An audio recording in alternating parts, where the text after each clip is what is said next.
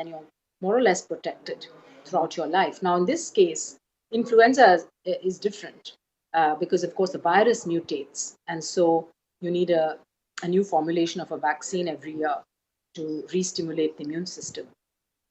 Now, this is a virus, it does mutate.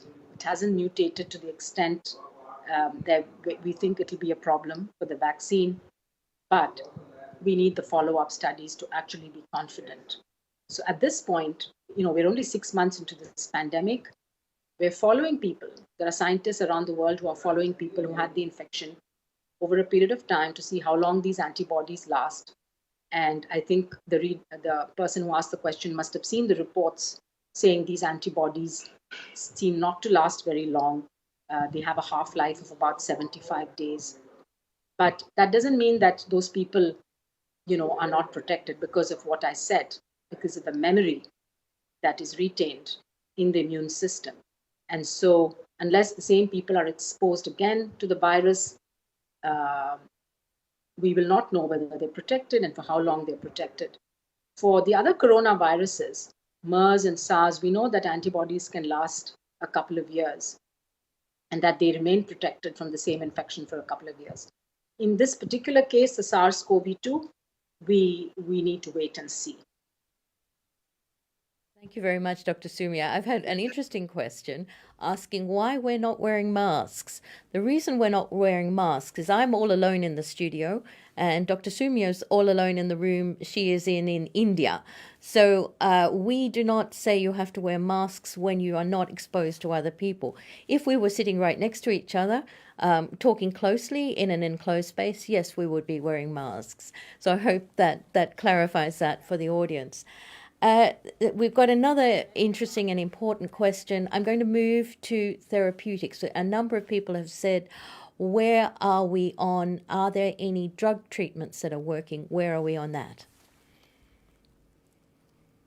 Yeah, that's very important because while we wait for a vaccine, what is really important is to take care of those who are getting sick now and, of course, to prevent more people from getting the infection. So I think we have to be very optimistic and hopeful for a vaccine, which may be the ultimate way out of this pandemic. But till then, we need to keep doing the things that we know how to do. And one of the things we've learned a lot on how to do better is take care of people who are sick. We know the vast majority of people who get COVID-19 have mild or moderate symptoms. In fact, a large number don't even have any symptoms that they recognize, the so-called asymptomatic people, and they all recover. We are learning that some people who recover have, longer term problems that need follow-up. But a small proportion, 10 to 15%, develop more severe symptoms, breathlessness, signs of sepsis or cardiac problems, and they need to be admitted in the hospital.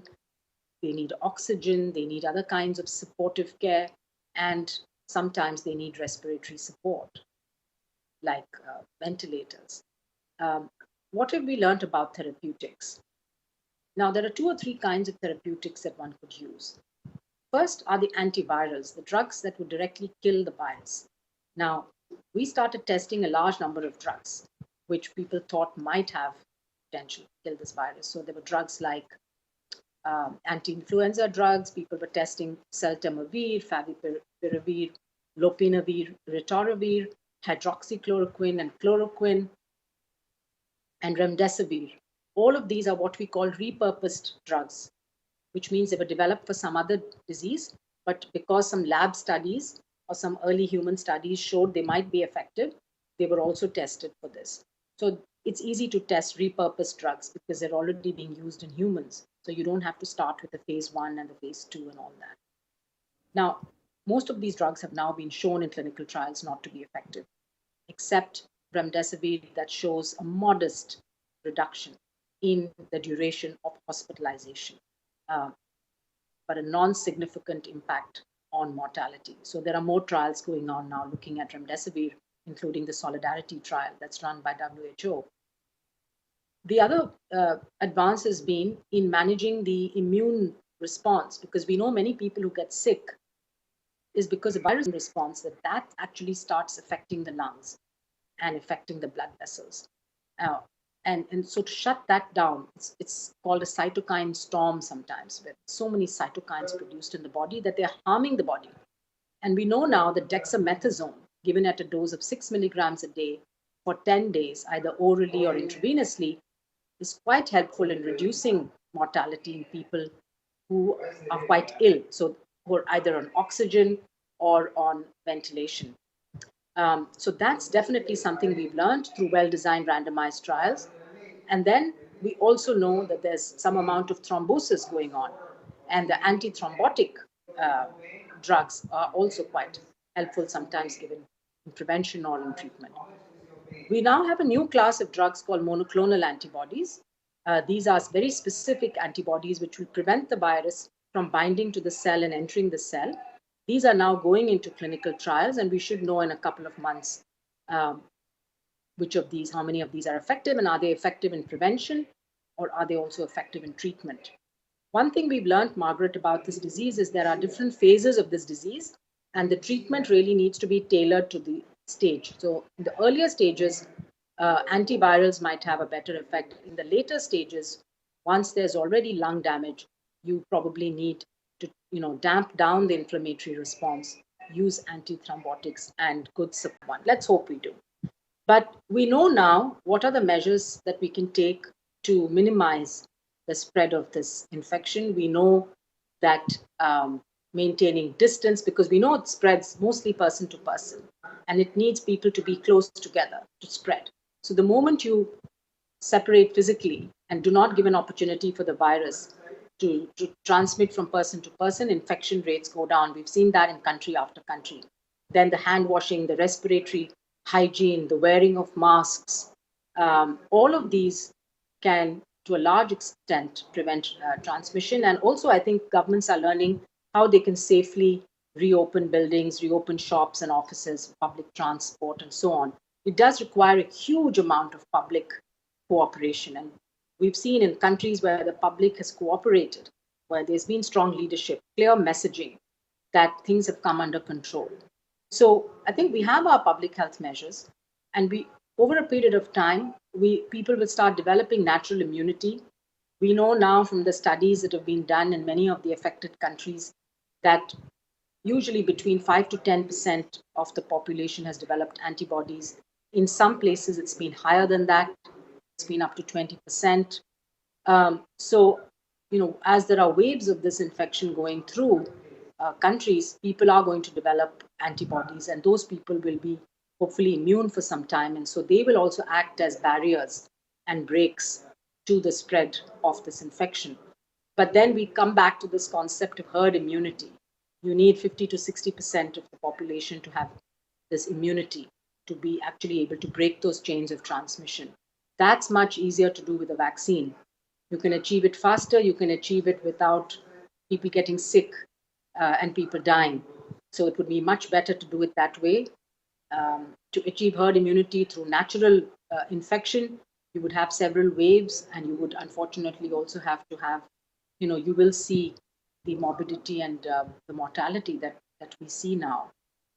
But I think for the next foreseeable future, I think it's important to be focused on doing the right thing, on doing the public health measures that we know work.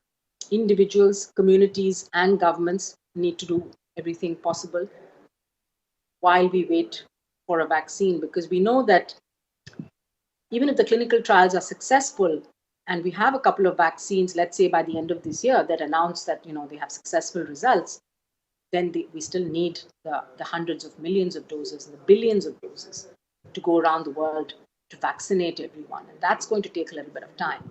So that's why I say for the next year to year and a half, we need to be geared up. We need to be geared up to do everything that we can to keep this virus at bay, while scientists are working on vaccines. And meanwhile, like I said, we'll have therapeutics. We will have other options that hopefully will keep the death rates low and allow people to get on with their life, allow health systems also to function, not be overwhelmed, because we do have all these other health problems that people suffer from, right? Infectious diseases and chronic diseases, non-communicable diseases that need attention. And so it's been a challenge for health systems to cope. So the idea is to keep the level of infection at a low rate where the health system is able to manage both this virus, like we do with other viruses. We have influenza every year, and we have other viral infections that happen every year. In India, where I live, you have dengue, you have seasonal viral infections, but the health system is still managed to do that and do everything else. So I think that's the stage, that equilibrium that we need to get to. Thank you very much, Dr. Sumia. And just adding to that, I think it would be good to clarify to the people that the research program that Dr. Sumia oversees covers much more than simply drugs and therapeutics and vaccines. It also looks at the natural history of the disease, the management of the disease, the behaviors in society. Would you like to say a few more words about that, Dr. Sumia? Sure, that's very important, yes, because quite often we get fixated on product development. So we do have the vaccines, the diagnostics, and the therapeutics as very strong components, and the WHO has been leading efforts to bring scientists together, to bring researchers together, to work together on developing these products. And as I mentioned, the Solidarity trial, for example, is something that we initiated to get answers to those questions. But we also focus on a lot of other things, like epidemiology and transmission. There are so many important questions on transmission that we still need to answer. The question of how, where, and when the virus transmits most easily from one person to another. What is the role of children? What's the role of people who are asymptomatic or pre-symptomatic? How long can you be infectious? How long does the immunity last? All of these questions are being addressed through research studies. Similarly, we are looking at on the One Health side, we have veterinarians and public health specialists working together to try to identify which species this virus could have come from. How did it make the jump from, say, the bat or wherever it came from into humans? When did that happen? Was that one spillover or multiple spillover events? And this is very important to understand in order to prevent other such episodes from happening, where viruses jump from animals to humans. Then we have a whole lot of research going on infection prevention and control. And in fact, a lot of work that's been done on masks, particularly on fabric masks, and how best to make these effective fabric masks, how to use them, how to wear them, etc. And then in the hospital setting, what kind of infection prevention and control works best. And then we have a whole stream of work on ethics. And they've done some extraordinary work. So this international group of bioethicists have been thinking about things like the use of contact tracing apps and what ethical issues might arise from the data that's being collected through these apps. They've thought about human challenge studies for vaccines, and they've laid out an ethical framework of what scientists need to be aware of if they want to consider human challenge studies instead of phase 3 clinical trials. They're also thinking about allocation of scarce resources. When you have a limited number of vaccines or drugs, what's the ethical way of looking at a fair and equitable distribution mechanism? So this bioethics group has come out with some excellent guidance. And then we also have a social and behavioral science group, also extremely important, because we are talking about a disease where human behavior is central to the spread of this infection. And so the social and behavioral science group has been looking at how these public health measures can be made more effective, and also looking at things like how people are reacting, what have been their emotions during this period, mental health issues. And this is where we try to encourage also a lot of interdisciplinary research. And so what we've done is to try to cross-fertilize the social science group with some of the other groups, because I think everything, ultimately, to have an impact, you need to have that behavioral insights into what helps people change behavior, whether it's quitting smoking or washing your hands regularly. How do you actually get to change behavior? So we've had all of these working groups, and as you know, we had a research forum in February to develop a research roadmap. We had these 9 working groups that have continued to meet since then and discuss these issues. And then early in July, we reconvened all of these working groups. We had over 1,300 people join online to take stock of what have we learned in the last 3 to 4 months. Where do we stand now? What are the urgent research questions that we need to answer in the coming weeks and months? And yesterday, I was speaking with a group of global funders of infectious diseases. They are called GLOPIDAR. So there are 29 research agencies around the world which have formed a consortium of funders who fund infectious disease research. And they were also discussing with us how they can support the WHO research roadmap and how best they can coordinate their efforts to fund the most high priority research questions. So there's a huge amount of global collaboration and solidarity I've seen in the scientific field, something I haven't seen before. And it's very, very encouraging to see how open and willing people are to share information, share data, not hold anything back. And we've tried to get data pooling so that we can do pooled analysis to inform countries, because everyone need to learn from each other. People should not be repeating and duplicating things, rather learn from that and move on. And that's one of WHO's roles, I think, is to bring that knowledge and research and data and try to synthesize it and make guidelines which countries can then adopt. Thank you so much, Dr. Soumya Swaminathan, WHO Chief Scientist. There's so much there, and more questions are coming in. I'd really like to thank everyone who's been watching us from Australia, Rwanda, USA, UK, Uganda, India, Nigeria, Spain, Turkey, Indonesia, Thailand, France, Spain, Italy, Mexico, Nepal, Bangladesh, Somalia, South Africa, Philippines, and many others. There's so much there. We'll have more of these social lives because you clearly have many questions, many brilliant questions, and we look forward to speaking with you all in the world at a future date. Goodbye, everybody. Bye-bye. Thank you.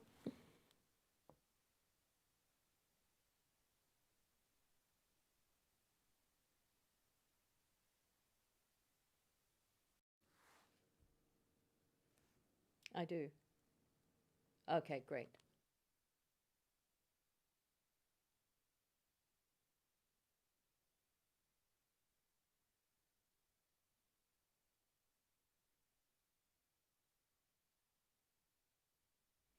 Hello, everybody, and welcome to this Facebook Live with WHO in Geneva. I apologize, it's a social media live because we're coming to you from a range of platforms. Important to know that you can ask your questions if you're on Twitter at hashtag AskWHO. On the other platforms, ask in the comments section.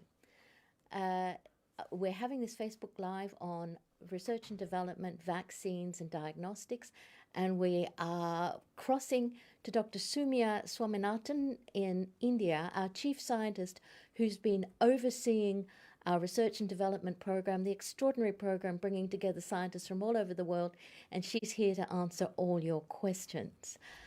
We've got a huge number of questions.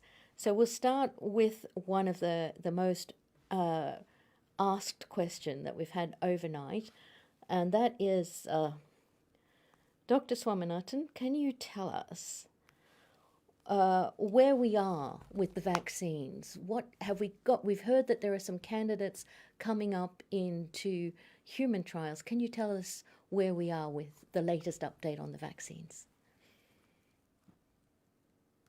Thank you, Margaret, and greetings to all the viewers.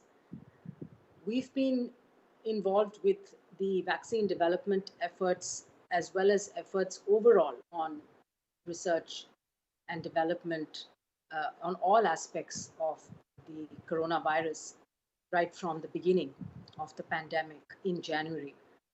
And one of the really extraordinary things that I've observed is the speed at which the science is moving, the speed at which we are learning new things about this virus.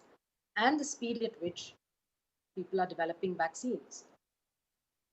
As of today, we have over 200 candidates of development. As you know, vaccine development is normally quite a lengthy, complex, and laborious process. It starts with first developing what we call a candidate vaccine, which can be of many different types. You can have an inactivated virus where you take the whole virus and inactivate it by using some chemical so that it's dead and it cannot replicate, and that is then purified and made into a vaccine candidate. Or you can take just part of the virus, the protein, in this case the spike protein, that is supposed to induce the immunity, and the spike protein can also be many of these viruses have been used in the past.